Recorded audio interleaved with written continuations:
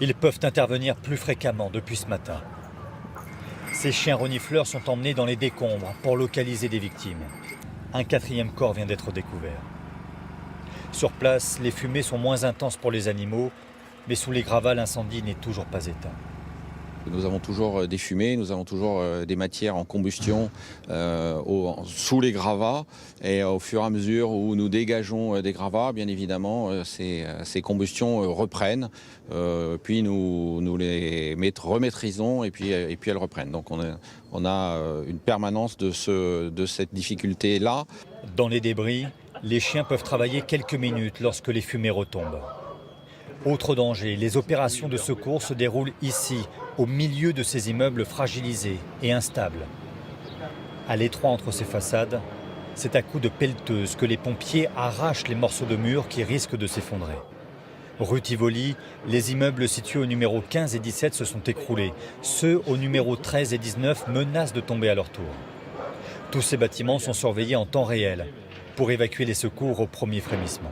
On a un réseau de télémètres laser qui mesure en permanence la distance des façades et nous prévient automatiquement des mouvements éventuels. On a déjà enlevé 250 mètres cubes de gravats et on estime à peu près que ça représente un tiers de ce que l'on doit réaliser.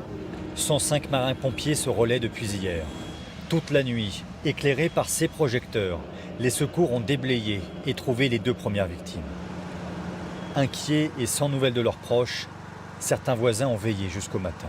Vous imaginez, je n'ose même pas imaginer qu'elle soit là-dessous, sous les décombres, en train de souffrir. Je sais pas, non, le sommeil cette nuit, non, ça passe pas. Un travail éprouvant pour les pompiers qui se reposent parfois à même le sol.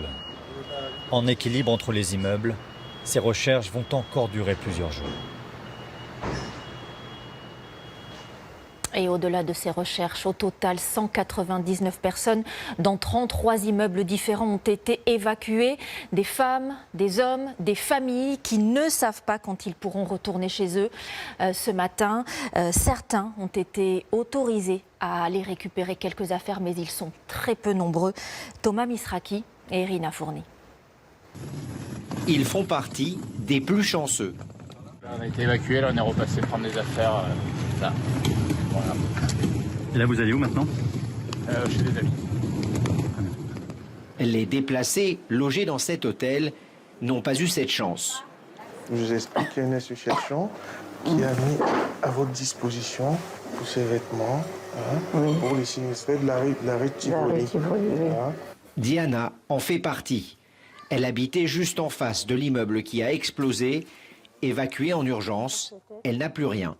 Je pense ça. Diana, très éprouvée, ne souhaite qu'une chose. Qu'on nous donne l'accès, qu'on puisse entrer, même avec police, comme pour nos affaires personnelles, même mon banane, toutes mes choses personnelles. Mais elle ne sait pas si elle en aura la force. Moi, j'ai peur de monter chez moi. J'ai peur de monter chez moi toute seule. Parce que j'ai l'image tout.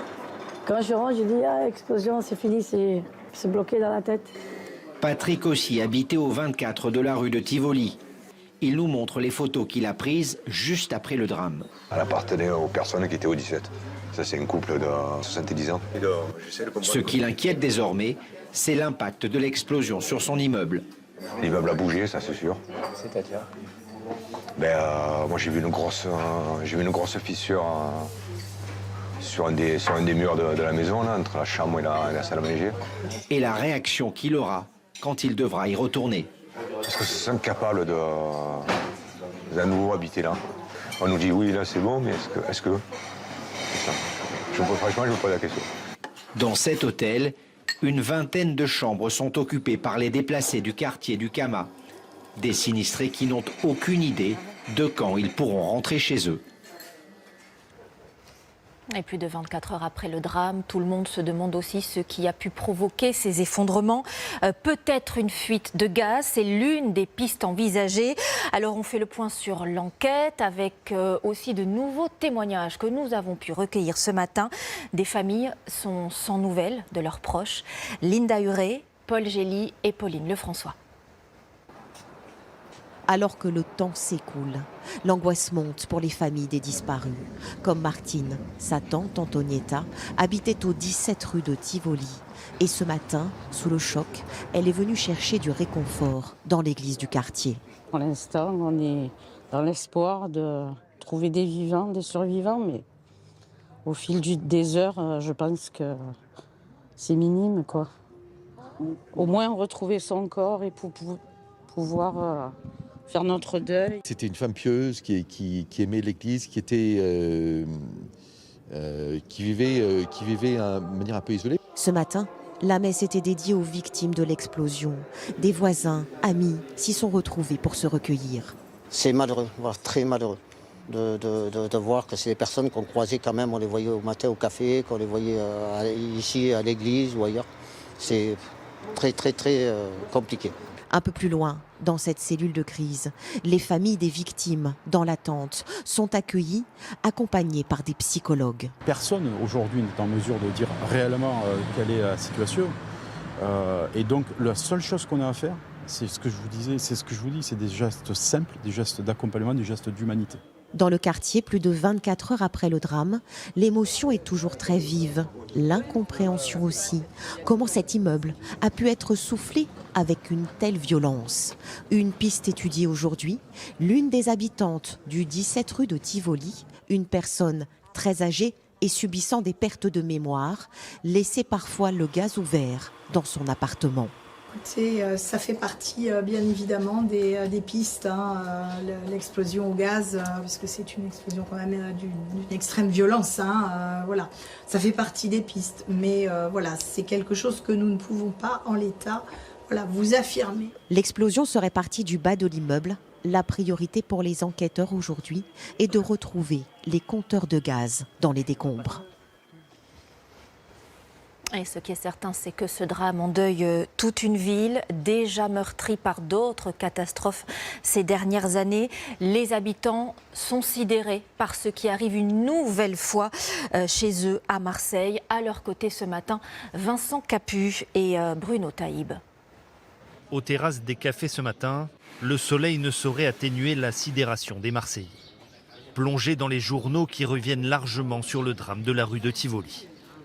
C'est un drame absolu pour les voisins, pour les familles, pour les gens qui habitent. Que de la peine et de la compassion pour tous les gens qui sont dans le malheur, comme ça.